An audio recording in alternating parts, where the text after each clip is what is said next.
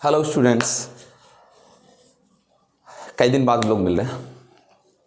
आइए स्टार्ट करते हैं आपका चैप्टर प्रत्यावर्ती धारा, अल्टरनेटिंग करंट।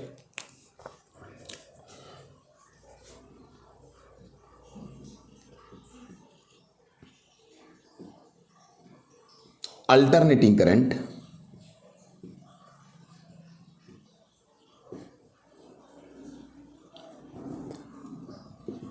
एक्चुअली ये रेगुलर क्लास नहीं 12th की, और ये सिर्फ बूस्टर क्लास वालों की है। बस जल्दी जल्दी केवल टॉपिक को मैं इंट्रो कराऊंगा, अगर आप भूल गए हो तो आपको, ताकि याद आ जाए। ठीक है ना। ये मेरी बूस्टर क्लास है जो मैं बीच में लीव करके आया था जब मैंने स्कूल लीव किया था, तो इसलिए आपको हल्का सा बता करके सारी चीज़ें फिर क्वेश्चन पर लेकर चलेंगे। ठीक है। तो अल्टरनेटिंग करंट में प्रत्यावर्ती धारा चैप्टर में हम लोग स्टार्टिंग क्या करते हैं, एक समान चुंबकीय क्षेत्र में अपने अक्ष के परितः घूमती कुंडली के सिरों के बीच प्रेरित विद्युत वाहक बल। ठीक है ना। एक समान चुंबकीय क्षेत्र में अक्ष के परितः घूमती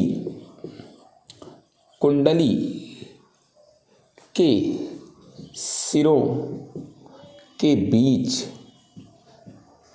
प्रेरित विद्युत वाहक बल अथवा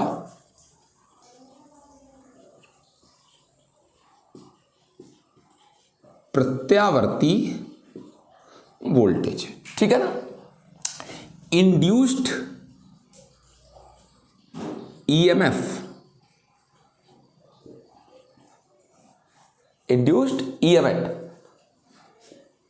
between the end of a coil. Induced EMF between the end of the coil revolving around its axis in magnetic field. Okay, actually समझें, जैसे ये कोई मैग्नेटिक फील्ड है और कोई कुंडली है जो इसमें घूम रही है, कोई क्वाइल है।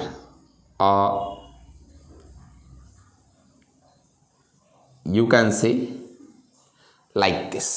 ओके, ये क्वाइल इसमें ऐसे घूमेगी, ऐसे ऐसे है, ऐसे घूमेगी। तो इसके एंड्स के बीच कितना EMF, ठीक है, इंड्यूस्ड इलेक्ट्रोमोटिव फोर्स, ठीक है, जनरेट होता है। ये कितना जनरेट होगा इसको हमको बताना है। आपको सिर्फ जानेंगे और इसकी डिटेल में नहीं जाएंगे। E बराबर E0 sign omega T. E बराबर E0 साइन ओमेगा टी, जहां E0 मैक्सिमम वैल्यू है E का, इंड्यूस्ड EMF का। E0 is equal to NA B omega. Okay, AN क्या है? N इस कुंडली को बनाने में फेरों की संख्या है। फेरों की संख्या, नंबर ऑफ टर्न्स है N। A इस कुंडली का क्षेत्रफल, एरिया, क्षेत्रफल। B चुंबकीय क्षेत्र, ये वाला जिसमें ये कुंडली रखी हुई है।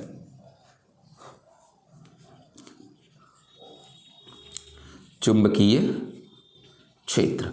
ओमेगा, कुंडली जब घूमेगी ऐसे या ऐसे तो उसकी कोणीय चाल, एंगुलर वेलोसिटी है। कुंडली की कोणीय चाल अपने अक्ष के परितः, जिस पर वो क्या करेगी, घूमेगी। ठीक है, ये हो गया।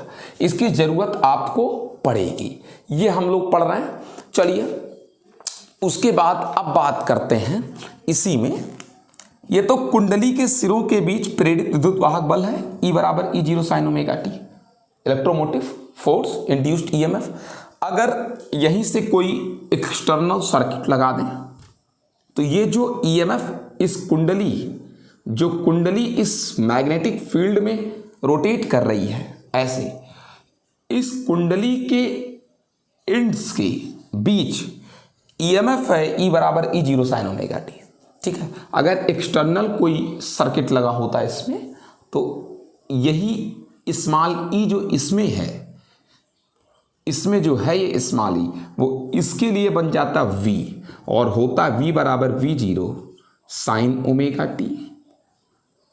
और अगर करंट बहने लगता है इस V के इफेक्ट से इस सर्किट में तो I बराबर I0 साइन ओमेगा टी।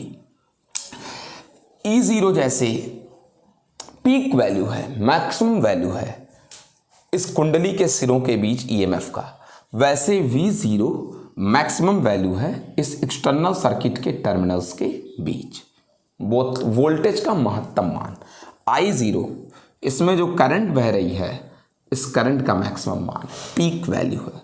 ठीक है ना, मैक्सिमम वैल्यू। चलिए, ये प्रत्यावर्ती वोल्टेज है और ये प्रत्यावर्ती धारा है। ठीक, और ये प्रत्यावर्ती विद्युत वाहक बल या प्रेरित विद्युत वाहक बल है। ठीक है, अब हम लोग आगे चलते हैं। ठीक है, थोड़ी सी बात करते हैं, आगे चलते हैं, देखते हैं एक टॉपिक और इसमें।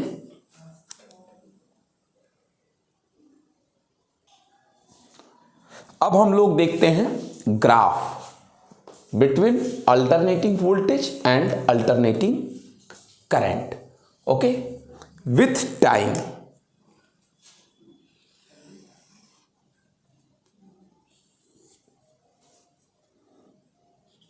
This is time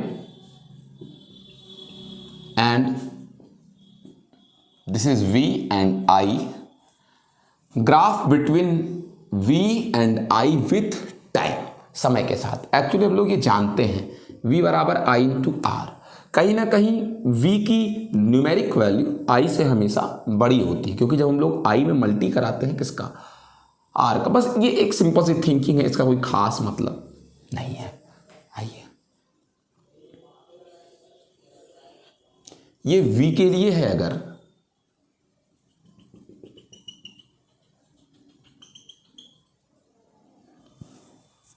V I, okay, timing 0 T/2 T, और ये T का फोर्थ T/4, टाइमिंग की बात कर रहा हूं, 3 T/2। और अगर एंगल्स की बात करते हैं इस पर, बाकी आप समझदार हैं, कोई आवश्यकता नहीं बार बार करने की। और देख लें, ये वोल्टेज का मैक्सिमम मान है जिसको हम V सफिक्स से दिखाए थे 0 से। ये करंट का मैक्सिमम मान है I सफिक्स 0। ठीक है, कोई दिक्कत इतने में। अब हम लोग आगे बढ़ते हैं, ये भी मैंने आपको बता दिया। अब आगे के टॉपिक को देखते हैं।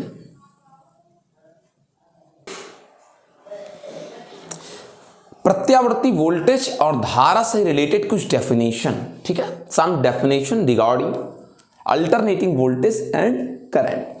प्रत्यावर्ती वोल्टेज और धारा संबंधित कुछ परिभाषाएं हैं, कुछ शब्द हैं, कुछ टर्म्स हैं जिनको जान लेते हैं। जैसे मैक्सिमम वैल्यू, महत्तम मान प्रत्यावर्ती वोल्टेज या फिर प्रत्यावर्ती धारा से रिलेटेड, पीक वैल्यू जिसको हम बोलते हैं। और प्रत्यावर्ती वोल्टेज का महत्तम मान V सफिक्स 0 से दिखाया था, प्रत्यावर्ती धारा का महत्तम मान I सफिक्स से दिखाया था, 0 से दिखाया था। एक्चुअली इस प्रत्यावर्ती वोल्टेज और प्रत्यावर्ती धारा, जैसा कि आप पढ़े होंगे जब मैं शुरू में पढ़ा रहा था, इस वोल्टेज और धारा के पूरे एक चक्र में हमेशा वोल्टेज भी V भी बदलता रहता है और कौन भी I भी बदलता रहता है। एक समय ऐसा होता है जब V का भी अधिकतम मान मिलता है और किसका भी, I का। V का भी अधिकतम मान मिलता है और किसका मिलता है, आई का, ठीक है ना। इस v और i का जो अधिकतम मान है इसी को कहते हैं अधिकतम मान, जिसको v सफिक्स 0 से और i सफिक्स 0 से दिखाते हैं अधिकतम मान, या इसी को बोलते हैं कौन सा मान, शिखर मान। इंग्लिश में इसी को बोलते हैं पीक वैल्यू। कोई दिक्कत इतने में, समझ गए होंगे अब आप। अब देखिए आवर्तकाल क्या चीज़ है, एकदम सिंपल सी चीज़ है कि चुंबकीय क्षेत्र में, मैग्नेटिक फील्ड में जब कुंडली घूम रही होती है ऐसे ऐसे, ठीक है ना, जब कुंडली क्या कर रही होती है, घूम रही होती है, तो एक साइकिल कंप्लीट करने में ये पूरा एक, मतलब मेरा हाथ देखिएगा, मेरा हाथ का अंगूठा नीचे है, ये हाथ इधर है, तो ये जैसे घूमना शुरू करे और फिर ऐसे ही हो जाए, ठीक है ना। ये जिस पोजीशन में है ऐसे घूमे और फिर उसी पोजीशन में आ जाए। कंप्लीट कितनी साइकिल हो गई, एक साइकिल हो गई। एक साइकिल को कंप्लीट करने में यही है पूरा एक साइकिल कंप्लीट करना। शुरुआत में आप पढ़े हैं, जितना समय लगता है उसी को टाइम पीरियड या आवर्त काल कहते हैं, ठीक है ना। और ये टाइम पीरियड या आवर्त काल होता है 2 पाई बाई क्या, ओमेगा। ये बूस्टर क्लास है, कोई रेगुलर क्लास नहीं है, मैं हर चीज़ डिटेल करूं, ठीक है ना, इसलिए फटाफट आप समझिए। टाइम पीरियड 2 पाई बाई क्या होगा, ओमेगा। ओमेगा उस घूमती हुई कुंडली का कोणीय चाल है।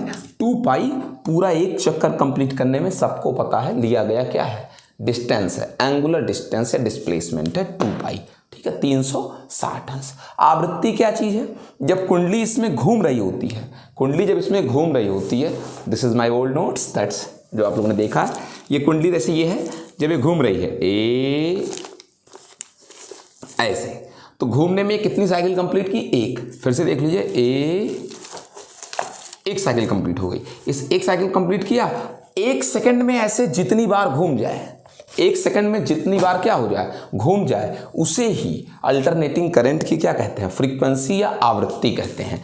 और ये फ्रीक्वेंसी या आवृत्ति f बराबर 1/t होती है। तो अगर आप देखें तो आवर्तकाल टाइम पीरियड का क्या है, इन्वर्स है, तो इन्वर्स हो जाएगा, तो ये हो जाएगा 2 पाई बाई ओमेगा, रखो ओमेगा बाई कितना हो जाएगा, 2 पाई हो जाएगा। ये आवृत्ति हो गई, ठीक है।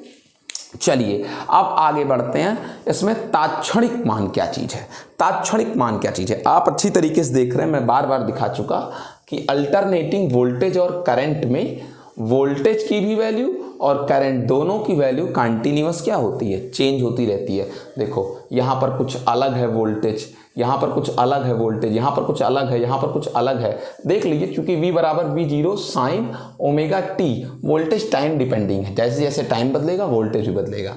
i बराबर I0 sine omega t, time depending current भी है, तो जैसे जैसे टाइम बदलेगा वैसे वैसे क्या बदलेगा, करंट भी बदलेगा। तो किसी एक डेफिनेट टाइम पर, किसी एक निश्चित क्षण पर जो वोल्टेज या फिर करंट होगा उसको तात्क्षणिक वोल्टेज या तात्क्षणिक धारा कहेंगे, या धारा का मान करेंगे, तात्क्षणिक मान कहेंगे। किसी निश्चित टाइम पर, किसी निश्चित क्षण पर वोल्टेज का जो मान होगा वो तात्क्षणिक वोल्टेज होगा, या तात्क्षणिक धारा होगा, या वोल्टेज या धारा का तात्क्षणिक मान होगा, इंस्टेंटेनियस वैल्यू होगी। ओके, ये हो गई तात्क्षणिक मान। अगली चीज है कला। आप लोग डिटेल में पढ़ चुके हैं, this is a booster class, only intro with the topics that you forget. जो आप भूल गए हो केवल इतना याद रखें, बस हल्का हल्का याद दिला रहा हूँ, ठीक है ना। v बराबर v0 साइन ओमेगा टी, ये ओमेगा टी को ही फेज बोलते हैं, ठीक है, कला बोलते हैं। I बराबर I0 साइन ओमेगा टी, ये कुछ टर्म्स हो गए जो रिलेट करते हैं आपके किससे, प्रत्यावर्ती वोल्टेज या प्रत्यावर्ती धारा से, अल्टरनेटिंग वोल्टेज या अल्टरनेटिंग करंट से। अब चलिए हम लोग टॉपिक में आगे बढ़ते हैं। अब देखते हैं प्रत्यावर्ती धारा का औसत मान या वर्ग माध्य मूल मान, एवरेज वैल्यू आर वर्ग माध्य मूल मान, रूट मीन स्क्वायर वैल्यू, ठीक है ना। प्रत्यावर्ती धारा का, अल्टरनेटिंग करंट का, एवरेज वैल्यू अल्टरनेटिंग करंट का। तो सबसे पहले एवरेज वैल्यू देख लेते हैं। आई एम बराबर 2 बटे क्या, पाई इंटू आई सफिक्स 0, शिखर मान का 2 बटे कितना गुना, पाई गुना। ये माध्य मान है, या इसी को आप लिख सकते हैं 0.637 आई सफिक्स 0। ठीक है, ये है माध्य मान। ठीक, एवरेज वैल्यू है, ये मीन वैल्यू है किसका, अल्टरनेटिंग करंट का। और बिल्कुल सेम ऐसे ही अब निकाल लेते हैं क्या चीज, वर्ग माध्य मूल मान। ठीक है, जो सब लोग को पता है IRMS, या इसी को कहते हैं वर्ग माध्य मूल मान करंट का।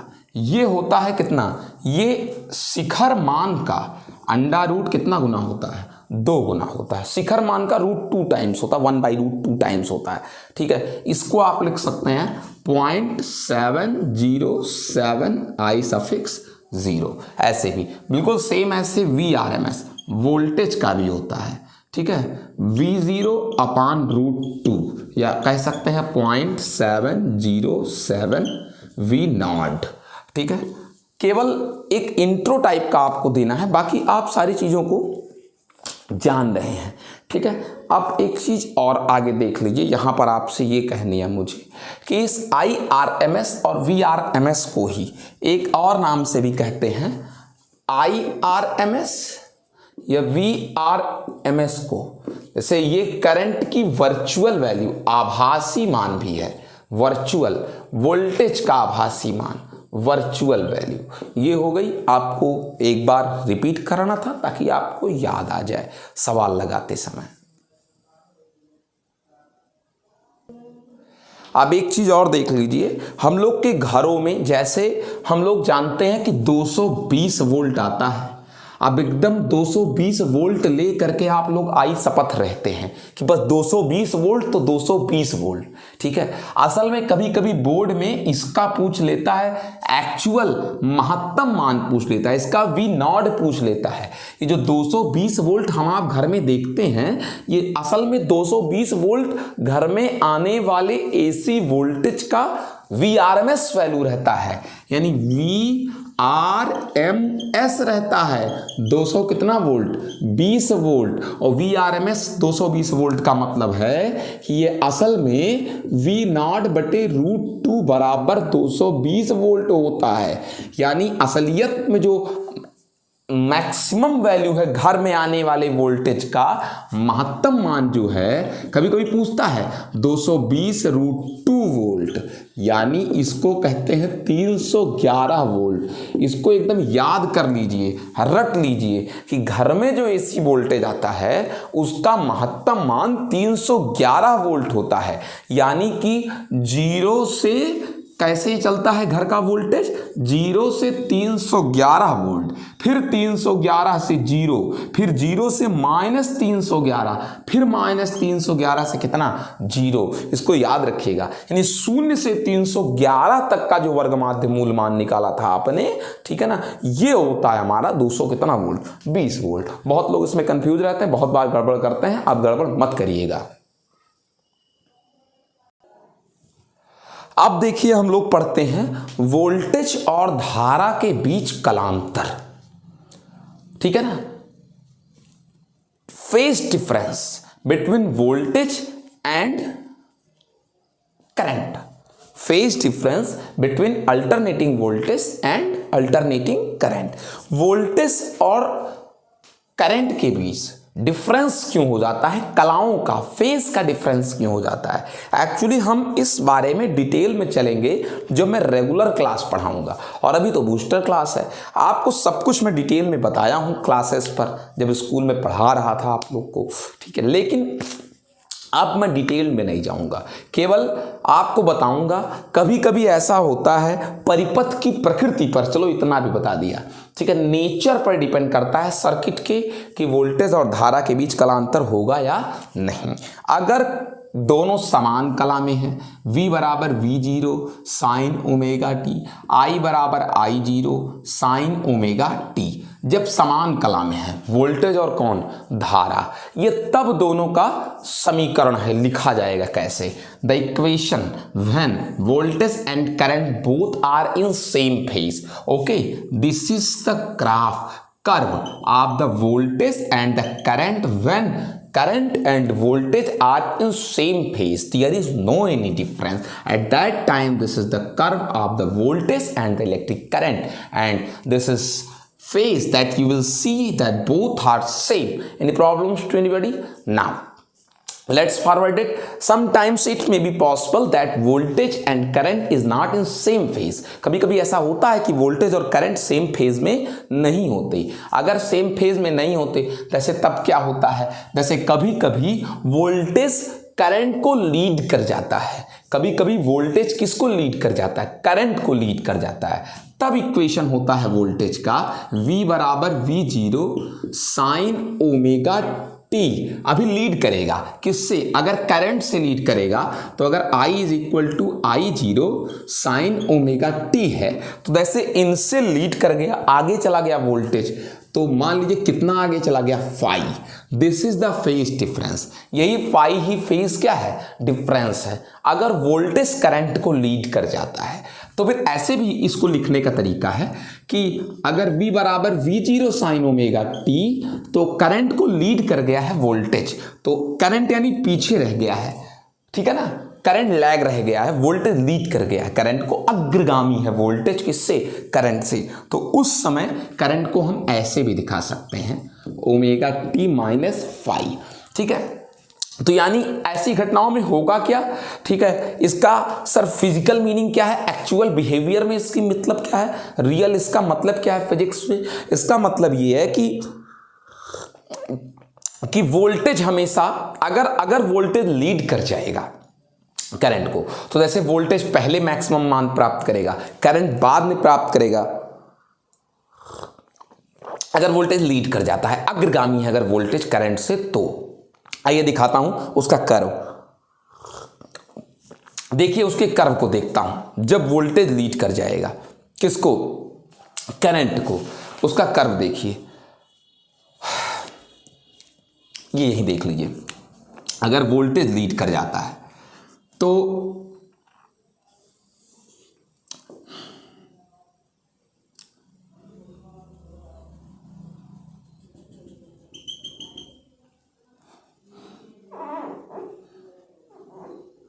अगर वोल्टेज लीड कर जाता है किसको, करंट को,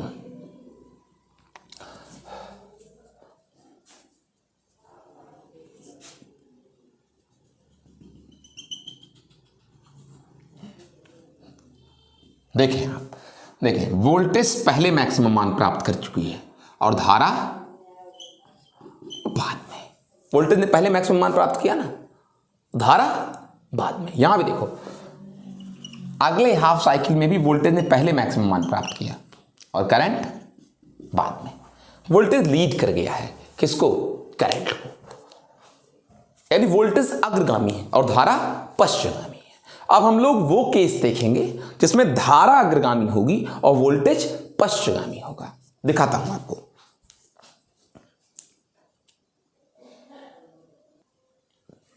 अब देखिए बेटा, धारा अग्रगामी है और वोल्टेज क्या है, पश्चगामी. वोल्टेज लैगिंग पोजीशन में है, वो लैगिंग पोजीशन में है. तब उस समय जब धारा अग्रगामी है, मान लीजिए वोल्टेज V बराबर V0 साइन ओमेगा टी. अब की धारा अग्रगामी है, धारा लीड कर रही है, वोल्टेज लैग कर गया. So I is equal to I0 sine omega t plus phi. देख लीजिए करंट लीड कर गया किसको, वोल्टेज को. यानी ये लीडिंग पोजीशन में है, वो लैगिंग पोजीशन में है. फाई का डिफरेंस है दोनों में, फेज डिफरेंस किसका है, फाई का. अब ये देखें, ऐसे भी कह सकता हूं कि धारा अग्रगामी है, I बराबर I0 साइन ओमेगा टी और V बराबर V0 sine omega t minus phi. दोनों ही तरीके से आप इक्वेशन को दिखा सकते हैं. ठीक है, not in detailed, only for booster class. ठीक है ना. आप देख लें इनके अगर कर्व को ट्रेस करें बेटा, तो चूंकि धारा लीड कर रही है, वोल्टेज नहीं लीड कर रहा है. मैं अगर इसको वोल्टेज दिखाऊं, देखो कौन लीड कर रहा है, धारा. यहां देखिए अगर धारा लीड कर रही है, देखिए पहले धारा ने मैक्सिमम मान प्राप्त किया और वोल्टेज ने बाद में। है बात कि नहीं? धारा देखिए पहले से ही शुरू हो चुकी है, ठीक है। तो ये हो गया, पहले धारा मैक्सिमम मान प्राप्त कर रही है, ठीक है, फिर कौन?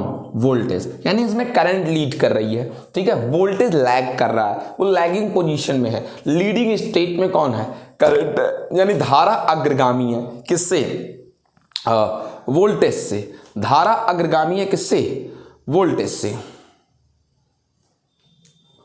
जरा सा ये मैंने गड़बड़ बना दिया, इसको सही कर दो।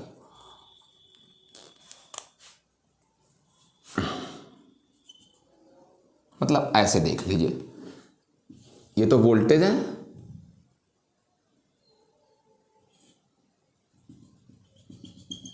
अब ठीक है। ये देख लीजिए यहां से शुरू हुआ है, देखिए धारा पहले मैक्सिमम मान प्राप्त कर रही है और वोल्टेज बाद में, ठीक है। तो ये हो गया करंट का लीड करना। मैंने बस बूस्टर देना था, एक बार आपको रिपीट करा दिया। अब किसी को कोई दिक्कत नहीं होनी चाहिए इसमें, धारा और वोल्टेज में कालांतर फेज डिफरेंस में।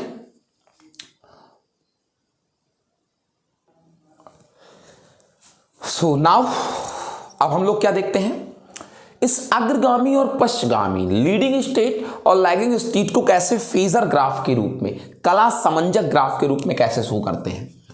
कला समंजक ग्राफ के रूप में, फेजर के रूप में कैसे शो करते हैं। बहुत सिंपल है, एक आर्बिट्रेरी एक्सिस ले लीजिए, स्वेच्छ अक्ष ले लीजिए, ठीक है। धनात्मक कला कोण को वामावर्त दिखा दीजिए, धनात्मक कला कोण को वामावर्त दिखा दीजिए, ऋणात्मक कला कोण को दक्षिणावर्त दिखा दीजिए। ऐसे धनात्मक कला कोण को ऊपर की ओर, ऋणात्मक कला कोण को नीचे की ओर। अब जैसे आपको दिखाऊं, V बराबर V0 साइन ओमेगा टी और I बराबर मान लीजिए करंट लीडिंग पोजीशन में है, अग्रगामी है, साइन ओमेगा टी। तो कैसे इसको शो करें? पहले आप वो स्वेच्छ आर्बिट्रेरी एक्सिस ले लीजिए, फिर वोल्टेज को अगर आपको शो करना है, जैसे मान लीजिए ये है हमारा वोल्टेज V सफिक्स 0, इसका मैक्सिमम मान है, ये ओमेगा टी, इतना इसका कला है, ठीक है ना। करंट इससे फाई आगे है, तो फाई प्लस में है ना, आई एम सॉरी, ये फाई से प्लस में है, I0 लिखिए, कितना आगे है? फाई आगे है। टोटल कितना हो गया यहां से यहां तक का? ओमेगा टी और प्लस कितना? फाई। अब मुझे लगता है समझ गए होंगे, हम ऐसे फेजर ग्राफ को शो करेंगे। अब मैं कुछ स्पेशल टाइप के सर्किट्स दिखा रहा हूं, जिसमें क्या होगा, विभिन्न प्रकार के अल्टरनेटिंग सर्किट्स दिखाऊंगा, विभिन्न प्रकार के प्रत्यावर्ती परिपथ दिखाऊंगा, जिसमें वोल्टेज और करंट के बीच, धारा और वोल्टेज के बीच कुछ कलांतर होगा, फेज डिफरेंस होगा। Now we are seeing such types of the circuits in which the current and voltage both are in some difference, there is some phase difference between both phase. Okay, now see here,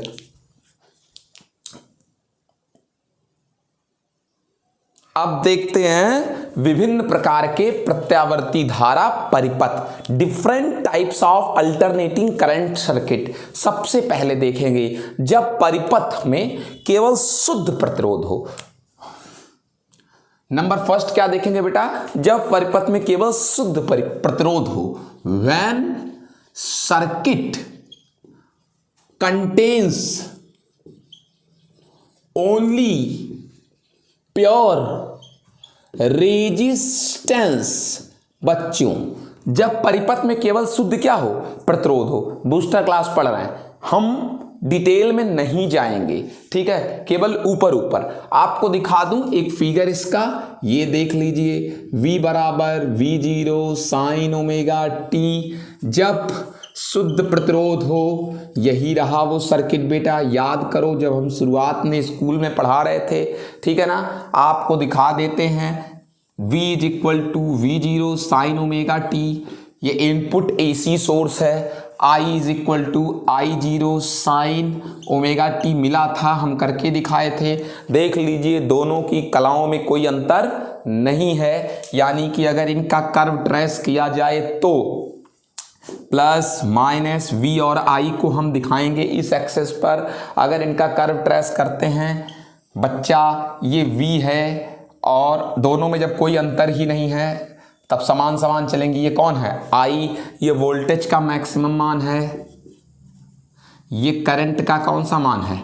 maximum मान है। समझ गए? अब इनका एक phasor graph खींच लेते हैं। फेजर ग्राफ कैसे खींचा जाता है? यहाँ देखिए, ये किया, एक स्वेच्छ अक्ष खींचा, एक्स अक्ष जो भी कह लो। ये बच्चा देखिए, ये आपका V है, V0 हो गया है। अगर इंस्टेंटेनियस वैल्यू चाहिए, एक प्रक्षेप गिरा दीजिए, इंस्टेंटेनियस वैल्यू मिल जाएगा। ये I0 एक प्रक्षेप गिरा दीजिए, प्रोजेक्शन कर दीजिए, इंस्टेंटेनियस वैल्यू मिल जाएगा। दोनों में ही फेज कितना है? ओमेगा टी प्लस में है, वामावर्त चलेंगे। देख लीजिए बच्चा, V0 के लिए V बराबर V0 sine omega T, I बराबर I0 साइन ओमेगा टी। यानी कि जब परिपथ में शुद्ध प्रतिरोध होता है, केवल रेजिस्टेंस होता है, तो वोल्टेज और करंट के बीच there is no any phase difference. Okay, both are in same phase, same कला है दोनों की। अब कुछ नहीं इसमें बताऊंगा, this is only booster class. Now next type of circuit. अब देखिए बेटा, जब परिपथ में केवल शुद्ध प्रेरकत्व हो, दूसरा वाला, जब परिपथ में केवल शुद्ध स्वप्रेरकत्व हो, जब परिपथ में केवल स्वप्रेरकत्व हो,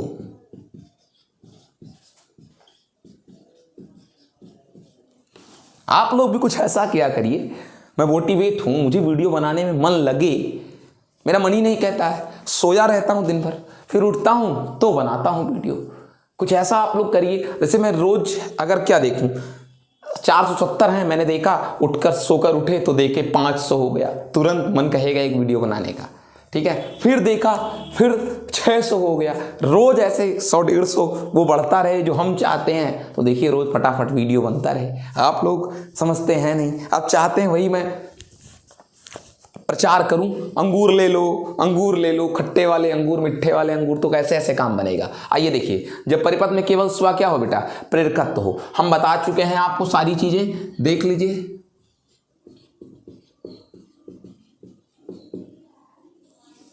केवल स्वप्रेरकत्व हो। ऐसी सर्किट कभी बनाया था मैंने? नहीं याद है? नहीं याद होगा आप लोग को, बिल्कुल नहीं याद होगा। इसका स्वप्रेरकत्व तो कितना हो? यल हो, ठीक है। अब देख लीजिए थोड़ी सी बात, इसमें सबको पता है, इसमें वोल्टेज धारा से क्या था? अग्रगामी था। V बराबर V0 साइन ओमेगा टी, ये वोल्टेज है, और धारा इसमें पश्चगामी होती है। अब चूंकि बूस्टर क्लास पढ़ा रहा हूं, ठीक है, तो मैं डिटेल में नहीं जाऊंगा। कितना पश्चगामी थी, कितना लैगिंग स्टेट पर थी, कितना लैगिंग पोजीशन में थी, फेज डिफरेंस क्या था? 90 अंश पश्चगामी था धारा इससे, ठीक है ना। अब उसके बाद अगर इसका कर्व ट्रेस करें, समझदार हैं आप, देखिए इसका कर्व ट्रेस कर देते हैं। वोल्टेज अग्रगामी है, धारा पश्चगामी है। देखिए धारा पश्चगामी, वो भी कितना अंश है? 90 अंश, ठीक है। तो यानी मैक्सिमम ये 90 अंश के कालांतर पर इससे अग्रगामी है। ये वोल्टेज अग्रगामी है, धारा क्या है? पश्चगामी। देखिए इधर, जब ये अधिकतम हुए, जब ये क्या हुए? अधिकतम हुए। कौन? वोल्टेज। वोल्टेज जब अधिकतम हुई तो धारा शून्य पर रहा होगा। 90 अंश का अंतर है ना बच्चा, देखो ये देखिए, ये शून्य पर थे, धारा शून्य पर था जब वोल्टेज क्या था? अधिकतम मान को प्राप्त कर रहा था। जब ये अधिकतम मान को प्राप्त कर रहा था तो धारा शून्य था, और फिर जब ये अधिकतम मान प्राप्त करके शून्य पर गए, तब कहीं जाकर के ये अधिकतम हो पाए। तो 90 अंश का कालांतर बन गया ना। हर एक चौथाई भाग 90 अंश पर होता है बेटा। पूरा 9 9 दूनी 18 9 27 9 चौक 36 360 पूरा होता है, ठीक है। यहां पर वोल्टेज अग्रगामी है, किससे? धारा से। वोल्टेज पहले 90 अंश हो गया और धारा क्या हुई है? बाद में हुई है, ठीक है। तो 90 अंश का अंतर है, धारा वोल्टेज से पश्चगामी है 90 अंश पर। इसका अगर फेजर ग्राफ खींचा जाए, बहुत आसान है।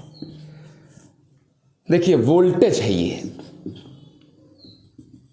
ये उसका इंस्टेंटेनियस वैल्यू है, और ओमेगा टी, और धारा वोल्टेज से 90 अंश पश्चगामी है। ये पश्चगामी है मतलब -90 डिग्री, ये π/2। कौन? धारा, का ये अधिकतम मान है, ये उसका तात्क्षणिक मान है। आई ये हो गया इनका phasor graph. This is phasor graph. धारा वोल्टेज से 90 डिग्री किस पोजीशन में है? लैगिंग पोजीशन में है, पश्चगामी पोजीशन में है। ठीक, इससे ज्यादा इसमें कुछ नहीं बताना है। हाँ, एक चीज और इसी वक्त देख लीजिए, प्रेरण प्रतिघात देख लीजिए। प्रेरण प्रतिघात,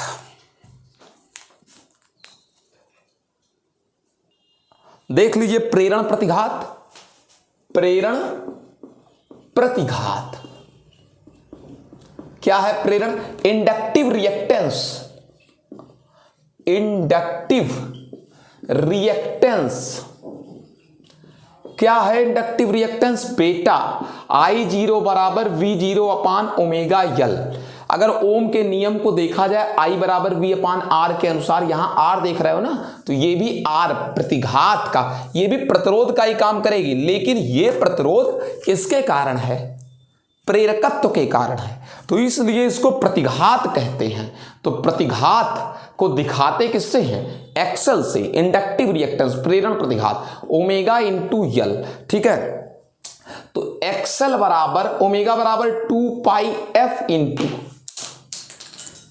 आई एम सॉरी गिर गया, ओमेगा बराबर 2 पाई F इंटू क्या? L। यानी आपने क्या देखा कि XL is directly proportional to क्या? F। यानी आवृत्ति जितनी ज्यादा होगी प्रतिघात भी उतना ज्यादा होगा। प्रतिघात बिल्कुल यही है, प्रतिघात ओमेगा L, ये बिल्कुल प्रतिरोध की तरह व्यवहार करेगा परिपथ में। ठीक है ना, और चूंकि प्रेरकत्व के कारण है, इस कारण से इसको प्रतिघात कह रहे हैं, ना कि प्रतिरोध कह रहे हैं परिपथ में। इसका भी काम धारा का विरोध करना है। अब देख लीजिए, करंट की आवृत्ति ज्यादा होगी, जितनी ज्यादा होगी उतना ही ज्यादा प्रतिघात लगाएगा। लेकिन अगर बात कर लें, अगर मान लीजिए किसी स्प्रिंग या फिर किसी प्रेरकत्व में डीसी करंट डाल दिया जाए, तो डीसी करंट की फ्रीक्वेंसी कितनी होती है? 0 होती है। अगर डीसी करंट की फ्रीक्वेंसी 0 तो प्रतिघात भी 0, और अगर प्रतिघात 0 तो यानी धारा का विरोध होगा ही नहीं। तब तो बहुत अच्छी बात है, यानी हम ये कह सकते हैं कि हम प्रेरकत्व में डीसी करंट को क्या कर सकते हैं? भेज सकते हैं। ठीक, आइए आगे बढ़ते हैं। जरा एक्सेल और एफ के बीच एक ग्राफ देख लें। बहुत सिंपल है ग्राफ है ये, एक्सेल और किसके बीच? एफ के बीच। ये देखिए, एक्सेल और किसके बीच? एफ के बीच। जब दो लोग एक दूसरे के क्या होते हैं? डायरेक्टली प्रोपोर्शनल, अनुक्रमानुपाती, तो इनके बीच घेरा गया, खींचा गया ग्राफ सरल रेखा होता है। बहुत बचपन से बता रहा हूं, बस इतनी सी बात है। एक्सेल और एफ के बीच का curve, simple line, single line, straight line. अब देखते हैं तीसरे प्रकार का सर्किट, जिसमें शुद्ध प्रेरकत्व नहीं होगा, जिसमें केवल शुद्ध क्या होगा? संधारित्र होगा। केवल और सिर्फ केवल परिपथ में संधारित्र होगा बेटा। अब वो वाला सर्किट देखते हैं जिसमें सिर्फ धारिता हो। जब परिपथ में शुद्ध धारिता हो,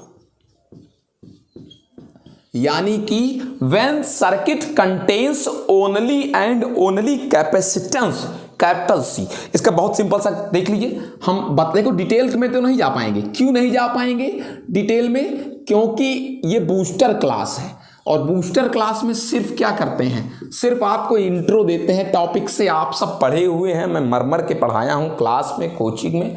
केवल बूस्टर क्लास है, इसलिए बस एक बार बता दे रहा हूं। आपको पता होना चाहिए वोल्टेज V बराबर V0 साइन ओमेगा टी। सब जानते हैं कि कैपेसिटेंस में जो होता है वो क्या चीज होता है कि धारा वोल्टेज से क्या हो जाती है? अग्रगामी हो जाती है। धारा अग्रगामी हो जाती है, यानी सही शब्दों में कहें तो वोल्टेज पश्चगामी हो जाता है। I is equal to I0 sine omega t minus plus अग्रगामी है ना धारा, पाई बाई 2। यानी धारा वोल्टेज से 90 अंश क्या हो गई है? लीडिंग स्टेज में हो गई है, अग्रगामी हो गई है, और वोल्टेज क्या हो गया है? पश्चगामी हो गया है। ठीक है, अब उसके बाद आपको सब कुछ आपको पता है, मुझे बहुत कुछ नहीं बताना है। ठीक है, इसका ग्राफ दिखा देते हैं, देख लीजिए कैसे इसका ग्राफ बनेगा। ये देखिए, अभी फेजर भी दिखा देंगे। देखिए धारा अग्रगामी है, पहले वोल्टेज बनाइए, ये आपका वोल्टेज हो गया,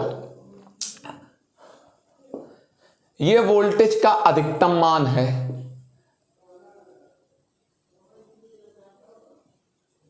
आप अपनी आंखों से देखिए, दूसरे की आंखों से नहीं, अपनी आंखों से देख लीजिए, ये धारा का अधिकतम मान है। आप देख लीजिए, देखिए धारा पहले अधिकतम हो गई है और वोल्टेज बाद में, ठीक है। और मैं आपसे बहुत बार कह चुका हूं, ये सब 90-90 अंश के, अरे मिल जाए जबरदस्ती, ये सब 90-90 अंश के अंतराल है, 90 अंश आगे है धारा, पहले बिफोर 90 डिग्री अग्रगामी, सॉरी मैक्सिमम हो गई, पहले ही मैक्सिमम हो गई, 1/4 टाइम धारा अग्रगामी है, वोल्टेज क्या है पश्चगामी। ये इसका ग्राफ हो गया, मैंने खिंचवा दिया। अब इसका हम फेजर ग्राफ देख लेते हैं, बहुत सिंपल इसका फेजर ग्राफ है। मैंने क्या कहा था, पहले आप एक स्वतंत्र अक्ष खींच लें, खींच लिया मैंने एक स्वतंत्र अक्ष, स्वतंत्र अक्ष खींचने के बाद आप क्या करिए, पहले देख लीजिए वोल्टेज ये है, मान लीजिए V0, ठीक है, बहुत सिंपल है, बहुत सिंपल, ओमेगा टी, ये 90 अंश अग्रगामी है धारा,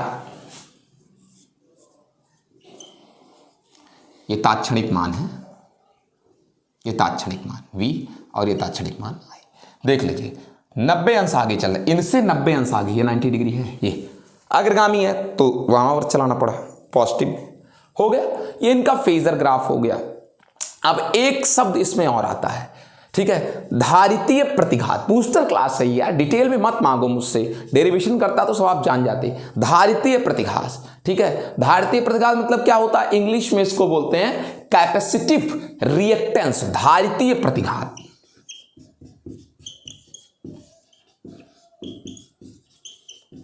कैपेसिटिव रिएक्टेंस क्या है, कैपेसिटिव रिएक्टेंस, धारितीय प्रतिघात क्या चीज है। देखिए यही अगर मैं आपको डिटेल में दिखाता डेरिवेशन करके, या बुक खोल के पढ़ लीजिएगा, ठीक है ना, तो आपको ये चीज मिल जाती, धारितीय प्रतिघात क्या चीज है। दिखाता हूं आपको, जरा बोर्ड पहले साफ करूं उसके बाद।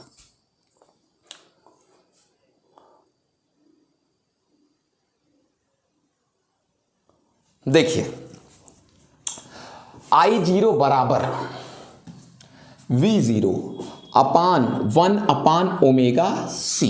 अगर I बराबर V/R करके देखो तो R के समतुल्य ये भी है, यानी 1/ω/c। ये करेगा क्या, इसका काम है बेटा प्रतिरोध लगाना, ठीक है ना, किसके मार्ग में, अल्टरनेटिंग करंट के मार्ग में, यानी ये भी प्रतिरोध का काम करेगा। लेकिन चूंकि संधारित्र के कारण है, धारिता के कारण है, इसलिए इसको दिखाते हैं x∗c से और कहते हैं धारितीय प्रतिघात, कैपेसिटिव रिएक्टेंस कहते हैं। xc बराबर 1 क्या बेटा ω/c।